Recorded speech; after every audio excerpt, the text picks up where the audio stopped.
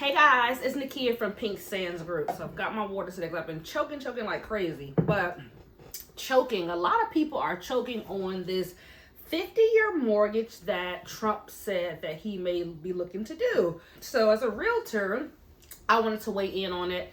And I want to get you guys' opinions. What do you think about the 50-year mortgage? Good, bad, don't even know?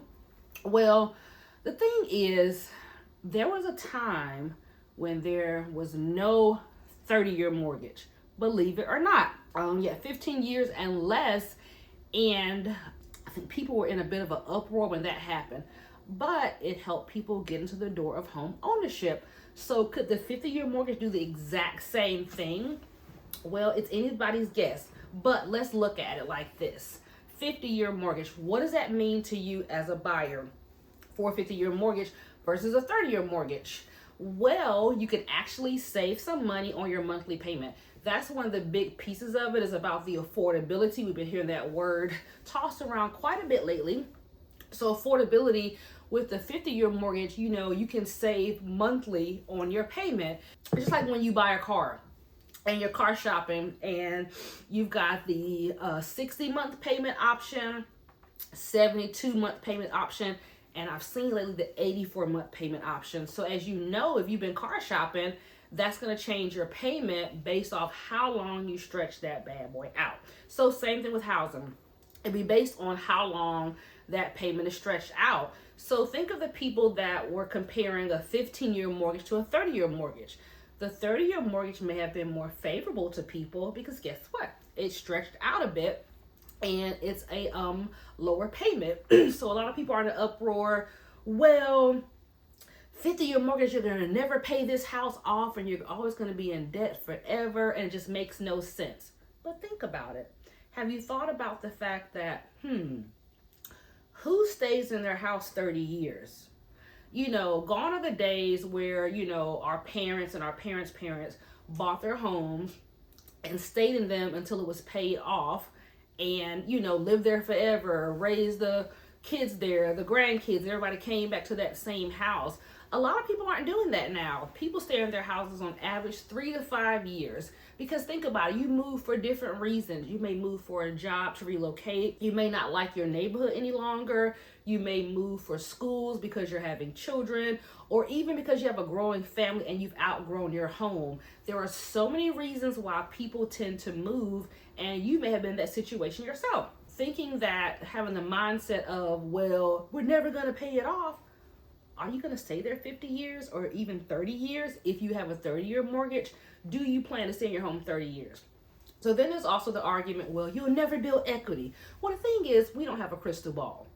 Think about the people that just bought their home, the last couple of years after that big COVID boom that we had. What happened? A lot of people lost value in their home. Did we foresee that? Did we know it's going to happen, a year before it happened? Nope, we don't have a crystal ball. If we did, we'd all be rich. No one has a crystal ball to say that you'll never go up in value or you won't go up at all.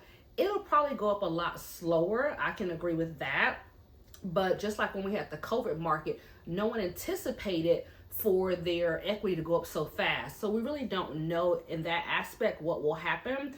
It's just one of those things where, with this 50-year mortgage that's being proposed, does it fit your plan? Does it fit your lifestyle? Because it may be a great thing for one person and not so great for someone else. It just depends on where you are. If it's a foot to get into home ownership, maybe it's a good option.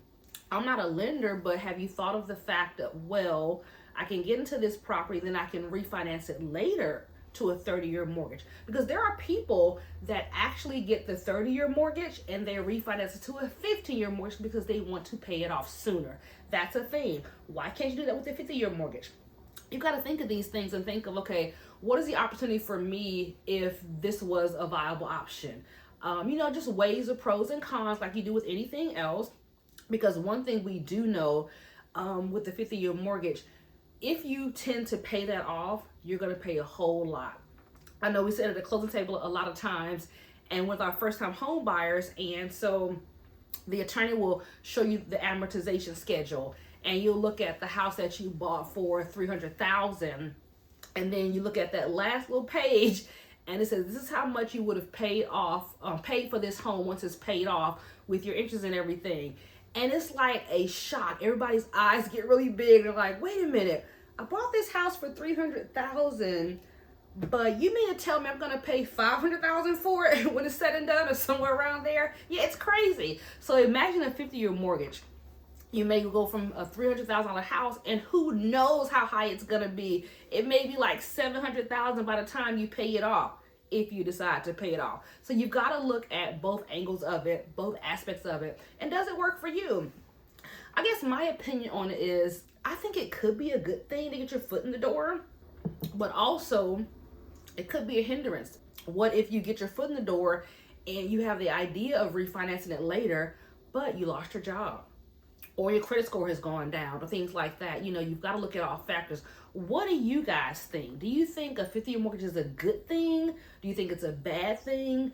Do you think something that you'll be interested in if you were trying to get into home ownership and stop paying rent, to say, well, you know what? If I can save a couple of $100s per month versus a 30 and a 50 year, does this make sense for me? Am I tired of renting? Am I tired of getting my landlord rich? You know, what's in it for me? Or are you in the mindset of, this is crazy? Who's going to do a 50-year mortgage? It makes no sense at all. It's not logical. Tell me what your thoughts are in the comments. I would love to know. And just stay tuned. We're actually going to be touring some homes really soon in the McDonough area. And I want to see you guys weigh on this 50-year mortgage. I really want to know, does it make sense or not? Happy shopping.